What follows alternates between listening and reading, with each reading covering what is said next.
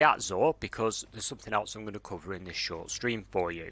As you've gathered, he is at the EDZ, and he is, just as if you don't know, which, let's face it, I'm sure you do know by now.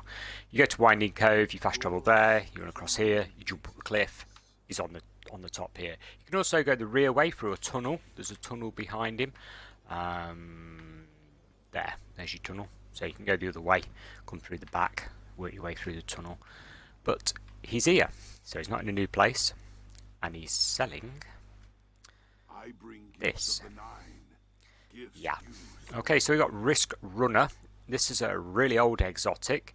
Taking arc damage increases weapon power and arc resistance. So in other words, if you're sat on the ground in the middle of a load of arc fire coming at you, this gun improves. The trouble is, of course, you're taking damage and you're probably going to die. So not the best, let's face it. So don't waste your shards on that, unless you're adding it to a collection, you're trying to make a collection up. Don't bother. Transverse steps.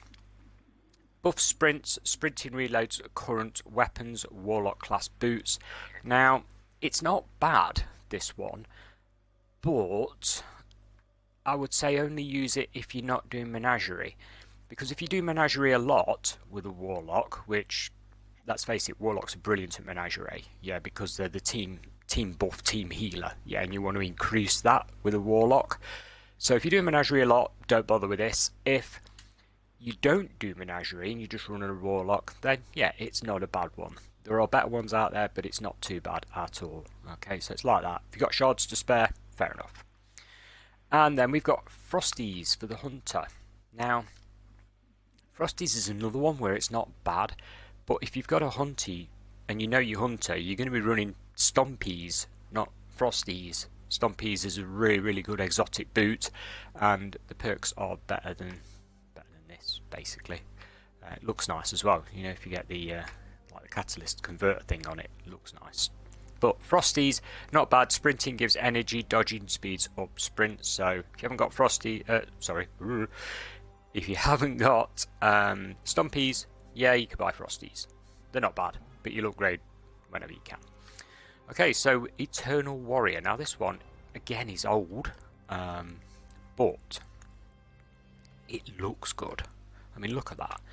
If we put a shader on this, let's go put a shader on it, guys. Check that out. That is a nice looking helmet. Okay, so if you're in the Destiny fashion police, that's got to be your one, hasn't it? I mean, it's not too bad either. Casting Fists of Havoc grants an overshield, so you're protecting yourself sort of while you're in your super. It's not too bad. I mean, you may be running something better or better for Titan, but it's pretty good. It's probably worth your 23 shards, so sort of the pick of the bunch is that one, in my opinion. Or you can go for the engram there, the fated engram. You never know what you're going to get with that one, of course, and it is expensive. In fact, I can't afford one this month. Week. Wow. Can you tell it's really early in the morning? Yeah. Okay, I mean, as an example, I'm currently running with, and I am still leveling. I'm currently using these, okay? This is just junk because I'm leveling, and it won't be used. And I'm currently using the two-tailed fox, okay? I don't normally use that. I normally use a rocket launcher from the raid, the first raid, that is Leviathan, or I normally use Sleepless. But I'm using this at the moment, see how it goes. This is junk, and I've been using this for about 6 months. I really like this machine gun. It does the job, so I've been sort of keeping that up to buff. Right, I want to talk about the new dungeon. Okay, so if you've done the quest to unlock the new dungeon, which I'm going to show you in a second, you'll get this Blasphemia. Okay, this shotgun is what you get for just doing the intro to unlock the new dungeon. Okay, so it's pretty good as well. I've been trying it. It's not a bad gun. It looks fantastic. Check that out. That's a nice looking gun. Anyway, so that's why we've come here first. I want to show you how you unlock the new dungeon, because although it's been out for quite a long time, and yes, all you veteran Destiny players will be like, well, I know how you do it, I've already done it, etc. Tons of them, like, not passive, but normal Destiny players are like, where's the new dungeon? It's not there. I can't click on it. Why not? Okay, well, For you guys who don't have as much time, or you're not reading everything possible about Destiny, you go to the moon. Okay, so if we just we go straight down to where Eris is. Okay, now I've already done this step, obviously, because I've got the gun. But for those who haven't, it's not a terribly big step. And right now, because the dungeon's new, there's a lot of other players, a lot of the Guardians, if you like, doing the activity. So now is a great time to jump in and get that quest step unlocked, because obviously as the weeks, months tick by, less and less players will be doing it, and it'll be very hard to get it done, in my opinion. So now the quest step to get this started basically is a public event. Okay, and you need to get a tier 3 chest from your public event to get the quest step finished. Now that doesn't sound too bad, but public event in question is pretty tricky. If you're sort of my power level, sort of 910, 920, you ain't going to do it without help. It's as simple as that. So bear that one in mind. Get it done while players are all over it, sort of thing. It's a little bit like when everybody wanted to go and get a certain exotic weapon, yeah. Basically, you needed help. It was as simple as that. You know the one I'm on about. So let's go here. Right. So we've spawned in at Eris. We don't go to Eris. We go to Eris's voodoo magic table. I mean, look at it. That's what I'd call it. And basically, you click on the table. I can't show you this because, like I say, I've already done it. And on the right-hand side here, there'll be something to do to click on. Okay, a quest step. You'll click your quest step. And then what you're going to do is fast travel up to Sorrow's Harbour. Okay. Now, for those eagle-eyed viewers, you will notice an icon on my map that isn't on your map. And yeah, guys, that's it. That is your dungeon. There's a little caveat there though, so let's just let it spawn back in. See. Okay, so you're going to spawn here, and the name of the public event, hang on, I've got this jotted down, I always forget, Altars of Sorrow. Okay, and the quest you're doing is the Pit of Heresy.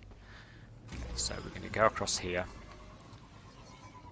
We're streaming this today on Mixer, and it's going to be on YouTube later, guys, because we're using an Xbox One X to do this. So we're going to join that, Altars of Sorrow Tier 1. Okay. It is hard. There are other players here, and at the moment it is very early on a Saturday morning, so there's not many people here in England, probably even awake and online. To be honest, most have probably been flooded out because we've got massive floods at the moment. But anyway, this is the deal. You need this to be tier 3. Like I say, I've already done it. So you've got to kill loads and loads of these things. You will get battered if you're low light level like me, or power level like me. I was going back from Destiny 1, wasn't it? He's dead already. But anyway. So anyway, you do this public event until it's tier 3. When you've done, it's gone. You go over here, and just get out of the way because I'll be hindering the other players. And if I show you on the map, so you do the public event, you get your tier 3 chest, you unlock it, you go back to Eris.